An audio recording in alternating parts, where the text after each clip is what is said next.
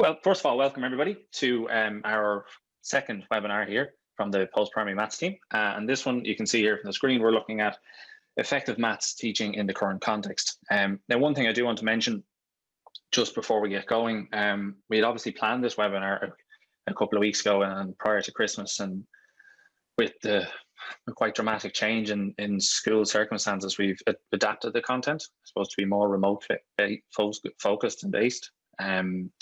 So there was another webinar planned around blended learning, and that's going to form part 3 of our webinar series, which will be coming in the next couple of months. So just in case anybody had heard some things and was wondering what's happened. So again, so the idea of this one, current context referring to more or less fully remote teaching.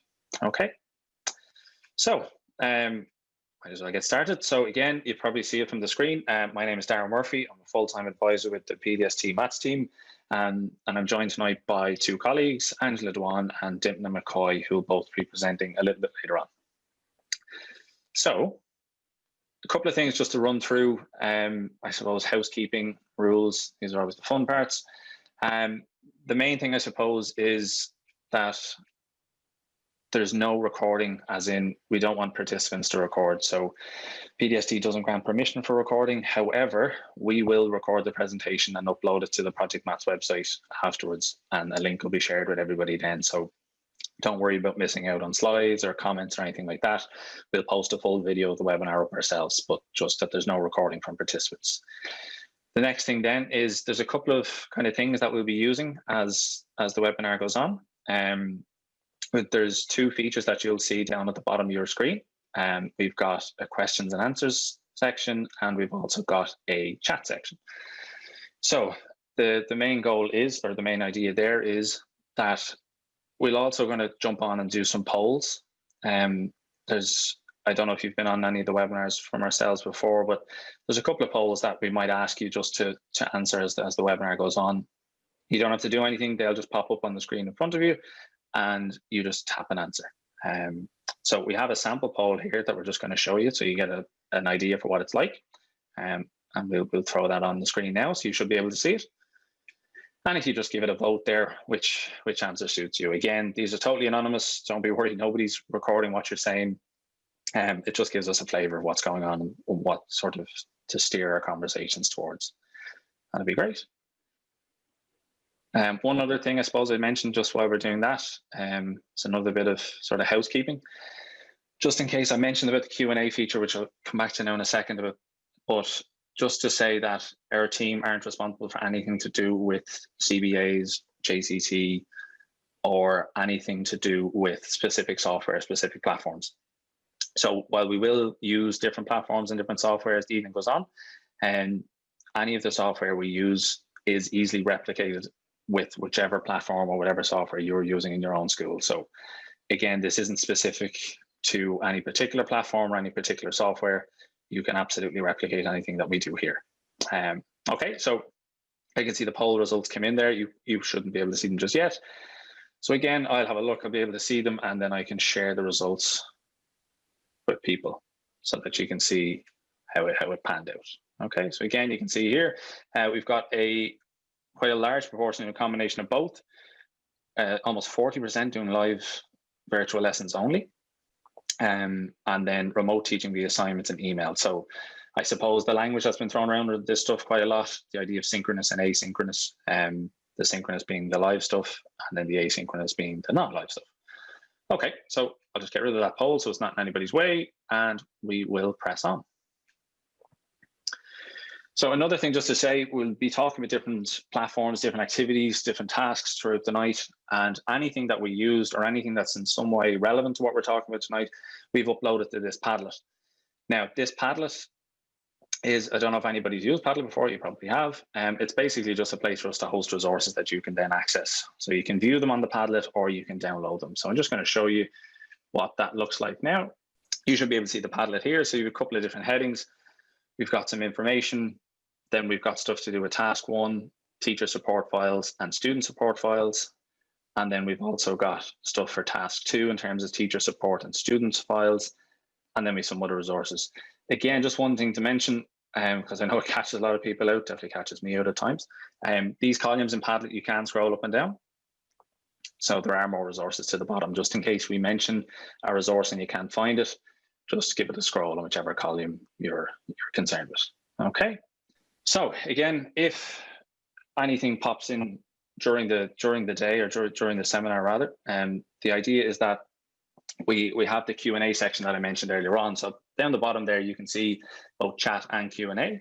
And the idea of the Q&A section is basically as the seminar goes on and something comes to you or something you're interested in or something you would like to know, we're going to have the answering part of the Q&A at the end of the seminar. So some questions that get asked throughout the seminar, we'll answer live then at the end. Some we might answer, some of my colleagues might answer fairly quickly. If they're just short questions, we might answer them by text. If they're longer questions, we might chat about them at the end of the seminar. And then in some cases, if it kind of requires a much longer answer, we can contact you by email or we can arrange a Zoom call or something like that to chat about it on a more school focused or individual basis, whichever suits. Okay. So like I said earlier, we were going to have a look at some sample questions or sort of what the questions look like. So you should see a little notification bubble around your Q&A that there are 2 questions in there. And basically what you can do when you see the questions, there's a little thumb beside it. And it's not quite like the Facebook like, but it's more or less the same idea. And the idea is that if you see a question that you would like to ask as well, and you think is really relevant, then if we just ask it, if you want to hit the thumb button, and that basically upvotes the question. So if we look at the list of Q&As near the end, and we'll sort of pick the ones that are most in demand and most people have ticked. So you can see there, we've got, will the resources be available after? And then we have a question just popped in there. If so, for how long? So I suppose I might as well answer that while we're here because it's the quick one. We normally keep those Padlets till the end of the academic year. So we go for June 2021 pretty much. So you can download from the Padlet as well. That's just to say, so it's not like they'll disappear and they're gone forever. So you can download each of those individually and save to your machine or save to your tablet. So that might be worth doing rather than relying on the link all the time. Okay, so that's the idea of the questions. And as I said, you might see the question marked as answer live, and that means we'll come back to it towards the end, or you might get a typed answer, one or the other. So let's move on. Here's a quick overview. So again, I'm just going to talk us through sort of an overview of the tasks as the evening goes on. And then we've got 2 tasks. So we've got one using GeoGebra to support a constructivist approach. And then we've got using digital manipulatives to support inquiry-based learning. Okay, so Angela is going to walk you through the first one there on GeoGebra and constructivism, and then Dimpa is going to take over for digital manipulatives and inquiry-based learning. Okay, and then I'll swing back in at the end, and that's where we'll do the follow-up support, any sort of tying up pieces, evaluation, and the bits of Q&A. Okay. Okay, so getting into the content. So again, this is by absolutely no means groundbreaking what we have on the screen here, but essentially what we've done is basically explicitly mentioning the planning process that we would normally do in any lesson, or that we would normally do for any particular learning outcome. So on the screen, you can see I've got 4 sections. There's learning outcome, student task, assessment, and extend and scaffold. Now, we all do this on day-to-day basis anyway. Face-to-face classroom, we all do it. And in the same way, there shouldn't be any different when we migrate across to the digital space or remote learning. So again, we're establishing a learning outcome. What is exactly we're trying to do? What are we trying to get the students to learn? Then we give them a task. So again, just around the tasks, I know, like from talking to different schools, there's different arrangements going on at the minute, where some schools there's a small amount of live time, maybe 10, 15 minutes where you give out a task, and then the rest is offline and the kids are working away on the task. This is exactly what we're talking about. So that the task gives them enough time to sort of play around, and there's enough room for them to sort of push on, try new things, investigate. And I suppose the key word in there is productive struggle. So it's not struggle that they get frustrated and they can't do anything, but it's struggle in that they are challenged, right? Then we move on to assessment. Again, we all do this. We assess tasks every day, every lesson. So what we're saying here is we still need some element of the assessment, and be that of the formative nature, be it from a formative feedback, just in terms of comments that you email back or you mark on a piece of work, or if you do the next live lesson, is a conversation around that task. If it's a 10 or 15-minute chat on your live platform, whatever it is, or if there's a, like a subgroup within your classroom or within your Microsoft Teams, and they can have a chat and just discuss things and drop in comments. So there's plenty of different ways to do this, and I'm sure the almost 200 of you in here have way more ideas around this than we do, and there's that many different platforms. So whichever one suits you guys, you absolutely go for. And then the last one, obviously, just extend and scaffold. So within the same task, is there room for students who are struggling to be scaffolded, and is there room for students who are plowing on to be extended? Okay, and that's kind of the basics. But what we're showing is tonight, the 2 tasks we've designed are based around this. We talk about a learning outcome, we show a task, we show how we would assess that task, and then how we would extend and scaffold it. And I suppose one of the things I want to drive home tonight, the purpose of tonight's webinar isn't so much about the maths. It's more teaching a mathematical idea remotely. So it's more about the methodologies that we're using. It's more about the ways in which we're using the technology to our advantage, rather than a really good way to teach a particular part of maths. Okay, so the idea would be that in essence, you could take out the mathematical content from what we're doing and drop in a different area of content and still sort of follow the same procedure. Okay. Okay. As with any of our workshops or any of our events, we have some key messages. So these are the 2 key messages this evening, and essentially what we want to drive home. So the effective use of digital tools can promote student engagement in the current context. And secondly, then the use of rich tasks can support all students learning in the current context. One thing I want to say about this, and it's really important that the word effective is in there. And the reason I say that is sometimes technology is not the most effective way for either you as a teacher to do something or a student to do something. It can still be the most effective way to go back to a pen and a page and just write, draw, sketch, do whatever. And it's something I might swing back to a little bit later on, but I know it can be somewhat, anybody that's on any of the social media platforms and follow any educators, it can be quite overwhelming to see all the different things that are being done. And I suppose one thing that's always in my mind, social media in education is great. It's a great professional network to be part of and sharing ideas.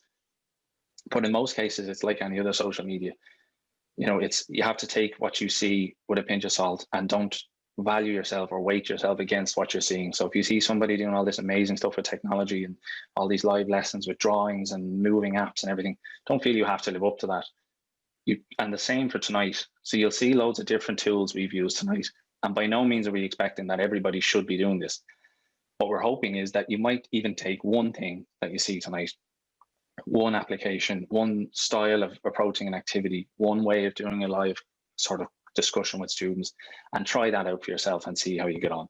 It is about the small steps. This is not about who has the best apps, who can take a picture and get it up on social media and show off how many wonderful things you're doing. Take your time, do the small bits, and I suppose do it so that you're comfortable. Okay, and that's the main thing. Okay. So, as I said earlier on, we're going to start with our first session, and this is on exploring trigonometric functions. And Angela is going to take us through this section. Thanks, Darren. We're just going to have a look at one example of how we could set up an assignment and do a little bit of work with our students. Looking here, we're going to look at trigonometric functions. So the kind of prior knowledge that our students would need to have engaged with for a task like this is just the general work that they do at junior cycle, looking at functions, looking at the different ways of representing a function. So it's table, it's graph, it's algebraic expression. And then at Leaving Cert, students would have looked at the various trig functions and be a little bit more comfortable working with radians and with the radian axis. We could provide the students with a summary of the prior learning, which could be like a screencast, or it could be a summary document, or we might want to maybe give some activities for the students to do to recap this knowledge. So in the resource Padlet there is a copy of 2 teaching and learning plans, which have student activities that could be useful as prior knowledge recaps. And then there's a little support video as well on how to maybe make these into digital assignments. We're working from the syllabus graphing trigonometric functions of this form here. So we're looking at the transformations and we're looking at solving trigonometric equations. We want to share our outcomes with the students in the student-friendly language. So we're looking at sharing with our students that they're going to be using GeoGebra to explore transformations, and then they're going to apply that learning to some sort of real-world context. So it's a simple enough kind of idea. We're going to email them out a link to a support video. They're going to be able to engage with a GeoGebra file. The video will provide instruction on how to use that file. And then in their own time, over the agreed period of time, they're going to work on the task by themselves and feedback their thinking or their conclusions back to the teacher. And that can be done across whatever platform, whatever way that you're already working with the students. Could be as simple as sending an email or taking a photo of their work and uploading it. So copies of the GeoGebra file that we're going to use and the student support videos, all the assignments, they're all in the resource Padlet for you. We're going to have a look at the file first of all. I know a lot of students struggle with access to the internet, getting online and so on. If they can even just get on once, they can download the GeoGebra file. They will need to have the GeoGebra app downloaded. It's a free app and there's a link in the Padlet with a little explanation as to how they can do that. But once they've downloaded it, then they can do all the creating, working with the files in their own time. For the students that are okay working online, they just literally click on this little box here and the link brings you directly to this file. It's all contained on this one page. Just type in whatever function you want to do a little bit of exploring on. And when you press enter, the function there will display. So we're looking here at the graph of sine of x, and you'll see here there's a few different checkboxes, and each of these refer to a particular transformation that we'd like our students to engage with. And if I just click on any of the boxes, question will appear. The parent function is still there, it's the one in green. And then this new transformed function with its algebraic expression will appear there as well. So you'll see here this first question is asking, what is the effect on sine of x of adding 1? Now this checkbox came from the f of x plus a box, and this 1 refers to one particular value for a. And I can change that value for a by just clicking on the slider and dragging to the right to make it go up and to the left to make it go down. And the idea here is just that the student would look at a few different values for a and hopefully start to recognize or look for some sort of a pattern that will help them to answer a question around what's the effect of adding a value to that function. Similarly then, the other checkboxes, they're all referred to different transformations. Again, every time the parent function will display and the transformed function will display, and the student can change the values for a to try and figure out what is the effect of, in this case, it's adding a value to the input, multiplying the function by a value, and multiplying the input by a particular value. The student will have as much time as is agreed to work on that. They'll type in their conclusions and then they'll feed back to the teacher on that. So what we're kind of hoping that the student will notice is that in the first example we looked at, that the effect of adding a value to the function is vertical translation. We do want our students to move towards using precise mathematical language. So when a student submits a conclusion, there may need to be a few follow-up questions just to push them towards that mathematically accurate solution. The effect of adding a value to the input is the horizontal translation. They should notice that if they multiply the function by a constant, there's a change of the range. And if they multiply the input, then there's a change of the period. So it's up to the teacher. They could make this a group task. You have the facility to allow your students to collaborate, whether through your breakout rooms or your sub-channels in Teams or using a shared Google Doc. Whatever the students are kind of comfortable with already, you can just tailor this to suit those arrangements. And if you do have the ability to facilitate some sort of virtual face-to-face, well then this work can be done at home in advance, and then the teacher can navigate a classroom discussion with the students to allow them to bring all that learning together and summarize. Not all of our students are going to fly through the task, so there might need to be a little bit of scaffolding. We might need maybe some reminder questions for students who are going to struggle to get started.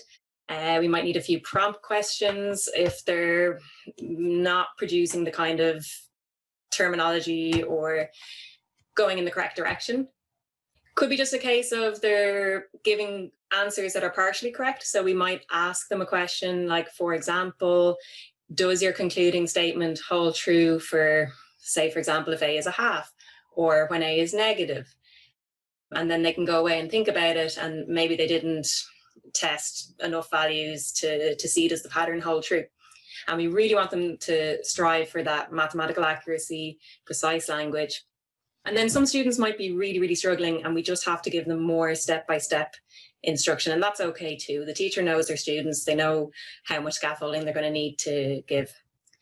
So you probably noticed in that file, the horizontal axis is set in radians here so that we can explore the periodic functions.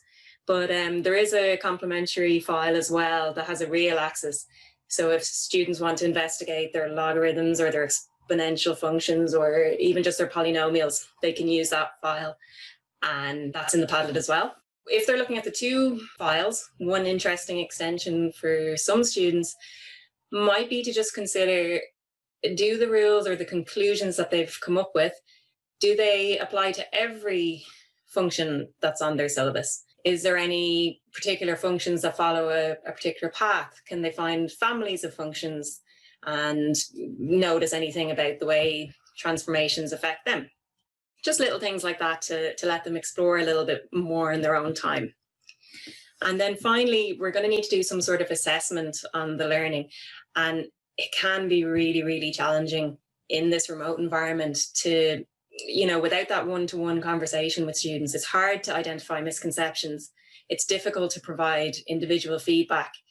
So I suppose one way that, might prove to be useful is if we're giving assessment tasks that are application-based. So the student has to apply their learning, but then we also add in maybe this requirement that they provide some sort of an explanation of their thinking.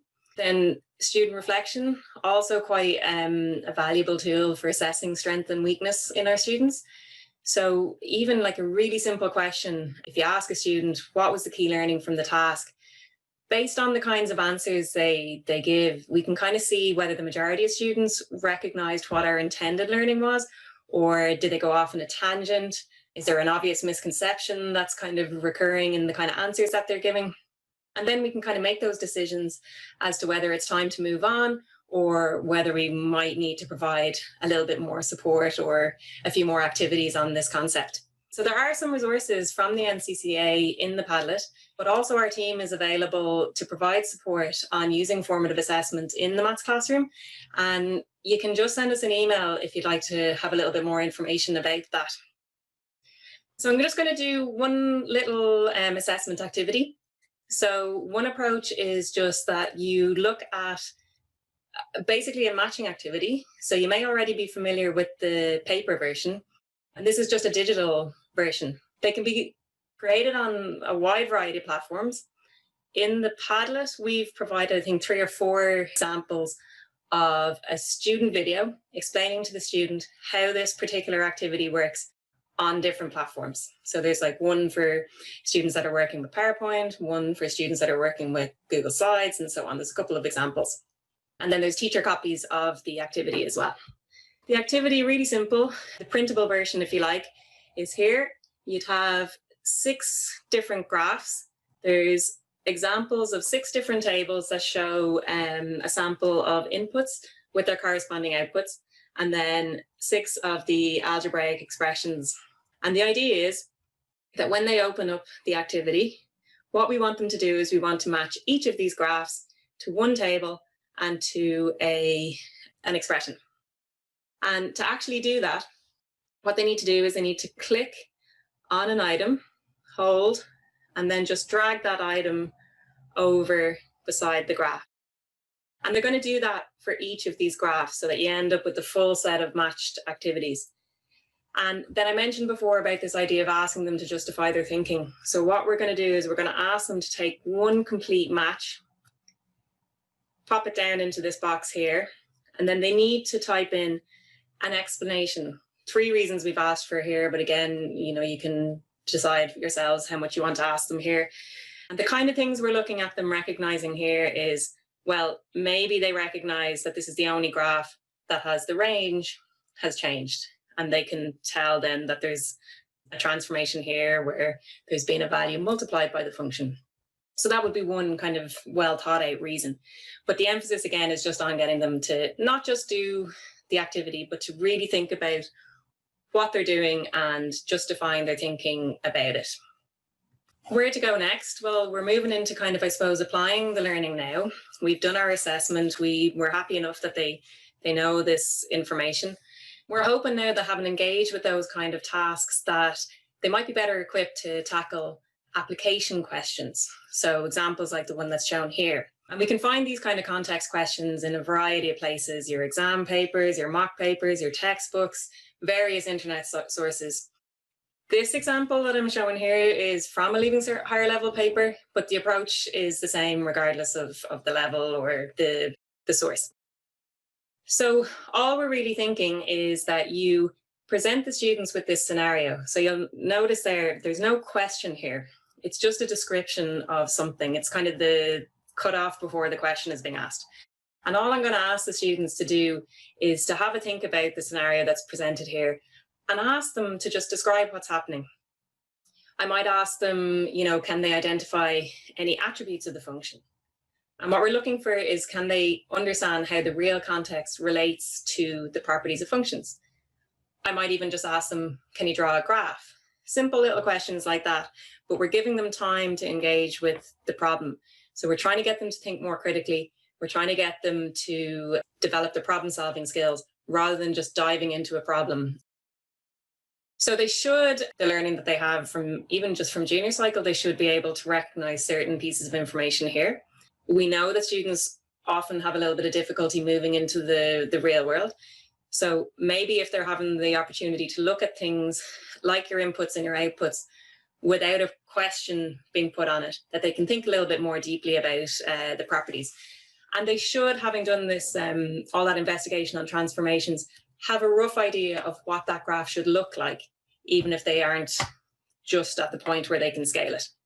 And then finally, when they do go on and have a go at the question, which they'll hopefully be a little bit better prepared for, in addition to kind of giving them solutions, we can actually use GeoGebra or whatever digital tools we're using to provide a visual explanation to help kind of, with that whole sense making around the abstract algebra.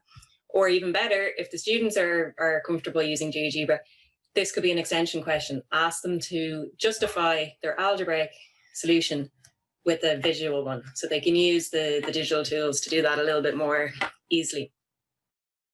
So as I said, there's a whole load of resources in the Padlet. There's also a video on how to set the assignment in a couple of platforms. But if you do have any other questions, please do pop them in the Q&A now. I'll take a look and hopefully have a chance to answer them at the end. Or you can always just send us an email afterwards and I will get back to you then. So thanks very much. That's great. Thanks a million for that, Angela. Yeah, so just again, a reminder with the Q&A that if any questions that are popping into mind as we're going through, feel free to throw them in the Q&A section. If it's a general kind of quick query, again, throw it in the chat. There's a few popping in there, I've noticed. And just in case people think we're ignoring answers, some of the questions get responded to privately as well, just in case you think you're missing the answer. Okay, so like I said, any Q&As about the first section, anything around how to use any of those or any of the ideas, feel free to ask. Okay, we're going to move on to our second session. And the second session here, you can see, is around the use of boards. And we're going to look in particular at the idea of a centroid and the division of a line segment. So I'm going to hand you over to Timna, who's going to run you through this. Okay, good evening, everybody. In this section of the webinar, we're going to look at two applications of digital geoboards in the strand 2 of the Leaving Cert syllabus. These boards are very accessible and they're very easy for the students to use. They can be used across all platforms and they're free to use. You can just download them. By the end of these activities that we're looking at this evening, students should use digital geoboards to engage with rich tasks that will develop students' critical thinking and provide them with tools needed to attempt on-scene tasks. We're then going to apply this thinking to real-life problems and ones that will really appear in our Leaving Cert papers. The learning tonight, we're going to look at constructing the centroid of a triangle using a digital board and then take the learning from that to investigate the ratio in which point divides a line segment internally, again using this new digital geoboard. So we've set up these investigations, and again, as in previous section, we're going to provide a short support video. It's only 2 minutes long. There's a longer video for support video for teachers if you're using this for the first time in the resource Padlet. Both of these are in the resource Padlet. And during the course of the assignments that we've created here, we're expecting the students to upload images so that we as teachers can look at it on some digital platform. And just for tonight's presentation, I've chosen a Google Jamboard for the students to use. You can use any platform at all, OneNote or whatever platform you're using, it's compatible with the GeoBoards. So I've created 2 assignments in Google Classrooms, one on constructing the centroid of a triangle and the other investigating the division of a line segment. They don't really need a huge prior knowledge, they just need to have an understanding of what a centroid actually is, and they can get this from the Leaving Cert syllabus in section B. Definition 47 says that a line joining the vertex of a triangle to the midpoint of the opposite side is called the median of a triangle, and the point where the 3 medians meet is called the centroid. Now, they should be able to construct the centroid just from the definition. You may want to give them a visual aid that will sort of help their understanding of what it is. Now, the reason that we've chosen the centroid are these 2 aspects of geometry, one in synthetic geometry and one coordinate, is that we're trying to promote an integrated approach to teaching geometry to enhance student understanding. So here we're using constructions and coordinate geometry to try and get a point across. The centroid is one place in the syllabus where we can highlight the use of the division of a line segment. One of the properties of the centroid is that it divides the median in the ratio of 2 to 1. And although that's a property that we don't overly use in maths, it would be used a lot in applied maths.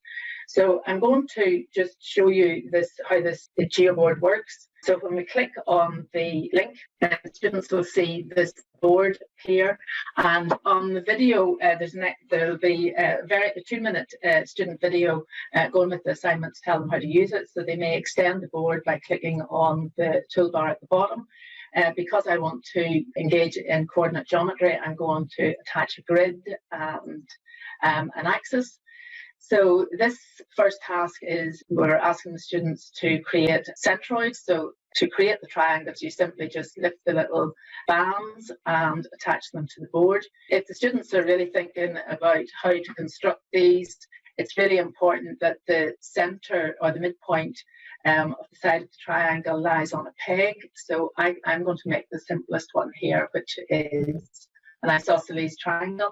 And you can see here that the midpoints of the sides of the triangles are on pegs, and therefore it's really easy to attach the medians. So the median is a line that joins the vertex to the midpoint of the opposite side. And likewise, we can do this quite easily. Whilst the students are doing this working individually on their own, you may want them to, in order to view their work, they're going to have to upload these onto some sort of digital platform, and whatever platform you're using, they'll be able to do that. So it's very easy to copy this image. You just click on the link, the rectangular link at the bottom right on the toolbar, and you'll see that we can click on copy the image and right click on the image shown, and that will copy the image. You can then download that onto whatever platform you want. Now, just to show you how we have structured the assignment, I have created an assignment in Google Classrooms, and I've simply asked the students here to view the video. So I've added the video, view the video on GeoBoards and Jamboards. I'm asking them then to engage in the completing the assignment. So I have an assignment attached, and then to upload images onto Jamboard. We just click on the assignment till you see the structure of it. It's very similar to what I've just shown. It's really just a worksheet. We've just the definition and the diagram and they're going to construct 3 different triangles. They get slightly more difficult as they progress through this activity. assuming that the students don't know the property of centroid divides median in a ratio of 2 to 1, they have to investigate that and explain how they come up with the given ratios. So having copied their images, they can then go back to click on the Jamboard. So as I say, this particular Jamboard is a digital whiteboard in the Google Suite, and it's again quite easy to use. There's an information video on how to set this up as teachers, and to upload the image that we just copied, we simply just click on Control V, and the image will appear. And at that point then, if the students have Surface devices, it's really easy for them to just annotate this image and answer the questions that are provided. Or you can use the pen option at the side. So I could highlight aspects of the diagram. So this is, there's 4 divisions, there's 2 in this, so it's 4:2 ratio. Pen is a little bit cumbersome because you're just using the mouse. You could annotate by just typing in a script and so on. And then the students would be asked to, this is the first triangle, so they're constructing 3 in this particular activity. So I would ask them to scan over to a second board, and they'll upload another image and scan to the third board and upload an image. Now, this scanning option in Jamboards is very useful for you as teachers, just to scan through the work, even in a live lesson, to show them, especially if you can see particular images that would be useful to discuss in the class. So that brings us back then to where we go with this. So the students, having worked in this on their own, we then sort of have to re-engage in our learning process. So we would really have to assess that work, or look at that work and assess the students' understanding. So I think really you could really only do that through a live lesson and look at the work that they've uploaded to whatever platform. And it's helpful for us as teachers to formally assess student understanding. It's good to know really what to expect from students, or what type of solutions and responses they will have to this. So here are a few sort of examples of what they could produce. So this was the first triangle, and it was probably the easiest, in that the medians that we created were horizontal and vertical. And so there's questioning around this, effective questioning around this, to see, do they understand that the vertical will divide in a 4:2 ratio, which will give you 2 to 1. Horizontally, you've got a 6:3, which will reduce to a 2 to 1 ratio, and so on. So each one of the triangles that in the assignment are slightly different. So the second one shows a triangle where the medians are not horizontal or vertical. So they may have to engage in a little bit more thought process. They might be able to just read directly from the line, or they may begin as students to engage in looking at the changes in your y coordinates and the changes in the x coordinates. And likewise, the second triangle is slightly more difficult, in that the centroid isn't sitting on a peg, and this may lead the students to engage in some sort of notion of looking at translations, or moving the changes in your x coordinates and y coordinates. So as you can see in that sort of short activity, there's quite a bit of engagement and learning that can take place. So only by looking at these and asking effective questions can you assess really the student understanding. And if you're happy enough that they understand how to divide a line in ratio, we then go on to give them a final activity on dividing a line segment in ratio. So this is more traditional type questions that you'll see in the papers or textbooks. Again, you're asking them to look at the video. You've added that to the assignment. The actual assignment that I've created here is very, textbook in nature, or exam-like in nature. So there's 2 different sections to it. One where they are finding the ratio in which a point divides a line, and the second is, given the ratio, find the dividing point. And these are all graded. The first one is maybe a horizontal line segment, second one a vertical line segment, then they begin to angle, and so on. So they change as they go along. So again, through a live lesson and effective questioning, you would assess the learning. You may again scan through these boards and see what students are writing. So this approach really is designed to allow the students to think more deeply about this and really increase their understanding of the whole concept of division of a line segment. That means that they're not solely reliant on the coordinate geometry formula. Now, where do we go with this digital geoboard? There are many applications. We've just looked tonight at the Centroid. There is also applications. We use this in a workshop, Geometry 3 workshop, teaching geometry for understanding, on the area of a triangle. We've shown it with the division of a line segment.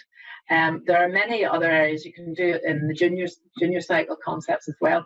The Ortho Centre is really a very good application of the geoboard. If you're asking students really to construct an altitude that hits an opposite side of a triangle perpendicularly, how do you get, using this tool, get the students to draw in a perpendicular line? And it shouldn't, you know, they may begin to look at the slope of this, engage with the slope of this line and see, well, it moves over 2 spaces and up 4. So if I move over 2 spaces and up 4 here, I may get the perpendicular line. So that would be the really beginning or notion of dealing with negative reciprocals, or a visual approach to negative reciprocals. So there are many other places where you can use this particular tool. And if anybody needs to, would like to contact us and get support about designing tasks around these things, then you can contact us on the PDST website. That's great. Thanks a million for that, Dimna. Okay, so like we said, if there's any questions on this or any other areas that we've covered so far, feel free to fire them into the chat. You've probably seen a few came in there. We've replied to some through the text, but you probably can see we've nominated a handful just to quickly go through now live. And I do say quickly because I'm conscious we're fast running out of time. Okay, so I'm going to start with a question here. Not all my students have access to a laptop. How would this work for those students? Now, this question came in just after the first task, but I'm sure it still applies to the second one. And I suppose this is a huge issue across the country, and I suppose across the world, even from looking at other education systems. I suppose the best way to do this is you need to think about, it depends on what way you get your content to your students. So from talking to schools, and even my own school that I'm seconded from, which is an all-boys deaf school in North Dublin, there's a wide variety of things going on, from materials being posted out, just printed and posted out from the school. They're being emailed into somebody in the school and they're being printed out, or the students can view materials. So they can view emails on their phone, or they can view content on their phone, be it Google Classroom, Microsoft Teams. They just can't really interact too well. So there are things like the likes of GeoGebra and some of the stuff you saw tonight, like Jamboard and those geoboards. They do work on phones. Sometimes they're a little bit janky, but they do work. So what I would say is, take the first task as an example. If you wanted to do a matching activity, having that slide displayed on a phone probably be quite difficult to manage and drag and drop and do all the matching. So an example of what you could do there is, well, you could get that slide to the students some way. So be it printed out and sent to them, or be it posted up on your virtual learning environment. So, you know, whether it's Apple Schoolwork, Google Classroom, Microsoft Teams, Schoology, all the others.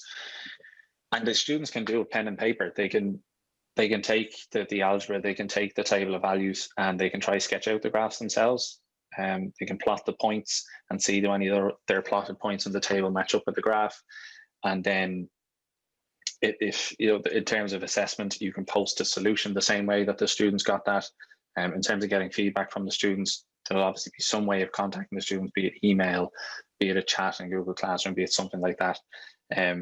I suppose to sum up the answer, it really depends on what way your students are viewing your content is the way you can adapt it. And I suppose that's something I want to get across tonight, that it's not about, we're not expecting everybody, or in any way should everybody, go and make all these matching activities from scratch and all the students sitting at home and all their laptops working away. If that can work for you, amazing. But we're not saying that's what you have to do or that's what you should be doing. There are ways to adapt all of these tasks depending on your situation, be it with student devices or not. So again, if I've answered the question, hopefully I have. If not, feel free absolutely to hit us up on the email. I'll throw it up now in a second and you'll see it. We're on Twitter as well. You can catch us there. Or even the website. There's more info on the website. So yeah, so that's the end of that question. I hope I answered that particularly well. I'm going to pass over to Angela, who's going to answer one other question for us, and then I'll finish with one quick answer, and then we'll wrap up. Thanks, Darren. Just saw a question there about advice on where to start with the choices in technology. So again, I mean, Darren kind of alluded to it earlier. There is a wide variety of tools. The main thing, or the main advice that we would maybe say is, you know, if you see something that you think looks interesting, try it out. Maybe ask other teachers in the school what they're already using with your students, because if students are already familiar with a particular tool, then it's easier to get set up on it. And then the important question really to ask yourself is, like, is using this tool actually any better than what I'm already doing with the students? Like, is their learning going to be enhanced in any way? I use GeoGebra in the example. I'm very comfortable with using GeoGebra. As a result, it's very quick for me to create resources. And the same is true of any tool that you're using. When you get used to using it, it becomes quicker and quicker. The reason that I would advocate using GeoGebra as this example is that it's not just quicker for the students to use GeoGebra than drawing the graph. The interactivity of being able to drag and move and see changes in real time, that's enhancing the experience that they can't get just by drawing on a piece of paper, or they can certainly see, they can get a lot more from it. So it's not just about putting in a digital tool, it's what does this tool give the student back. So if I'm going to spend, you know, a couple of hours putting time into creating an activity, I want to make sure my students are getting a good return for that investment. We don't have time to be sitting down and spending weeks getting up to speed with one tool when really they could have just drawn it out on a page, or I could have just sent an email with a few instructions. So that would just be my tip on that one. So thanks very much. Great, thanks for that, Angela. And there was one more there. I said I'd swing back to answer. So it was just, is there a way for us to make matching exercises for other topics similar to the one that are shown? Just really quickly, the Project Maths website has quite a lot of matching activities on there.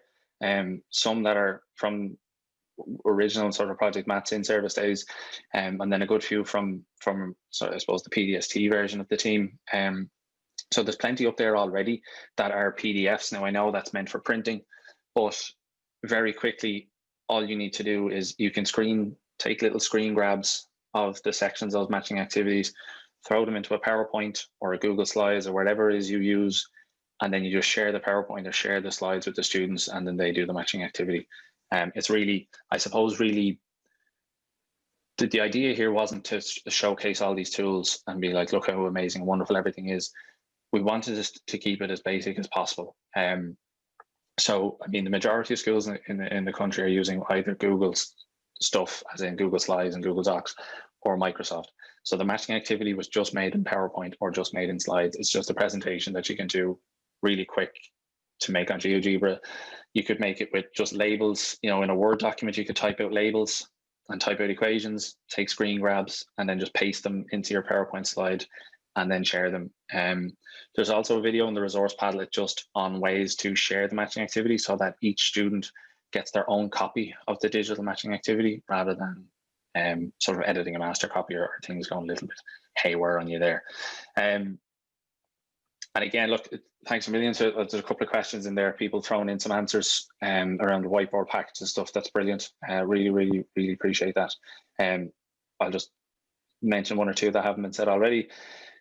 Are there any whiteboard packages for digital that are being used? There's a couple mentioned there, Notability app. The Google Jamboard is essentially, if you're a Google school, Google Jamboard is a digital whiteboard.